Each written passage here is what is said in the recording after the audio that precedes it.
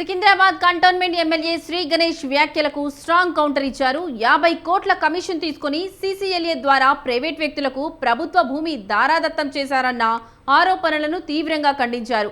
తిరుమలగిరిలోని survey number 157/1లో ఉన్న 8 ఎకరాల స్థలంపై న్యాయ పోరాటం చేస్తామని హెచ్చరించారు. అలాగే దశలవారీగా ఉద్యమాలు చేసి ప్రభుత్వ భూమిని కాపాడుతామన్నారు మన్నే క్రిషాంగ్. కంటోన్మెంట్ బోర్డు మాజీ ఉపాధ్యక్షుడు జక్కుల మహేశ్వర్ రెడ్డి నివాసంలో జరిగిన ప్రెస్ కాన్ఫరెన్స్ లో ఈ కీలక వ్యాఖ్యలు చేశారు బీఆర్ఎన్ నేతలు. జరిగిన ఈ ల్యాండ్ విషయంలో మీ ప్రభుత్వమే ఉండే, ఇదే అధికారి ఉండే, ఇదే అధికారి ఇప్పుడు కూడా ఉన్నాడు. మరి ఏం చేసినావు? ఒక్కసారైనా ఆ అధికారిని అడిగినావా? ప్రభుత్వ భూమి ప్రైవేటు భూమి ఏ విధంగా అయింది? నాకు ఇప్పుడు గుర్తుకొస్తుంది. ఇలాంటి చక్క పెట్టడానికే, మరి ఇలాంటి సర్దడానికే ఈ యొక్క శ్రీ గణేష్ ఎమ్మెల్యే గారు మరి చక్క పెట్టడానికి ఏమైనా సర్దిండా అనే ఒక అనుమానము కంటోన్మెంట్ ప్రజల్లో జరుగుతుంది. ఎక్కడైనా కూడా కంటోన్మెంట్ ప్రజల్లో ఈ బ్లూ షీట్ చూస్తుంటే శ్రీ గణేష్ యొక్క తీసుకుంటున్న అనేక అక్రమాల పైన వాళ్ళు గుర్తు చేసుకొని కాంగ్రెస్ పార్టీలోనే చర్చలు జరుగుతున్నాయి.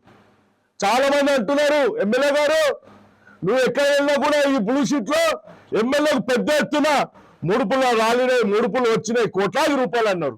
ఫస్ట్ నువ్వు అది చూసుకో. అప్పుడున్న కలెక్టర్ గారు వారికి బయటికి వచ్చింది.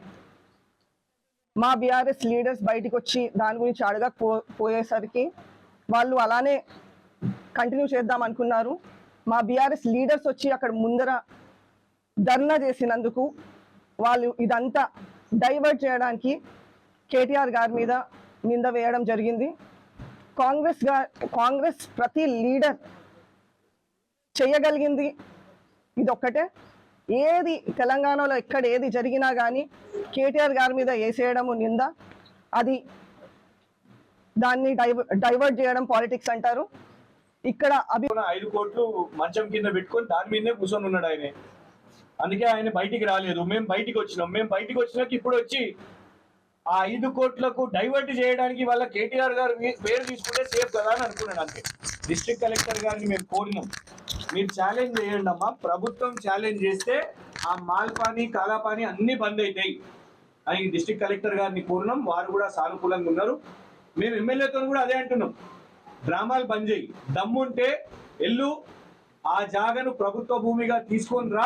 అక్కడ 6000 ఇంద్రమ్మ ఇల్లు నీ టర్మ్, నువ్వు ఒకటేసారి ఉంటావు కాబట్టి ఇంకొక సంవత్సరం నరనే ఉన్న తర్వాత ఎలక్షన్ కోడ్ అంటారు. ఈ సంవత్సరం నరలో నువ్వు చేయాల్సిన పని వచ్చే ఆగస్టు సెప్టెంబర్ వరకు బ్లూ షీట్స్ తీసేయి, డిసెంబర్ వరకు గవర్నమెంట్ భూమిగా శాంక్షన్ చేయి, వచ్చే జనవరిన నువ్వు అక్కడ శంకుస్థాపన చేపి ఉగాదికి రెవెన్యూ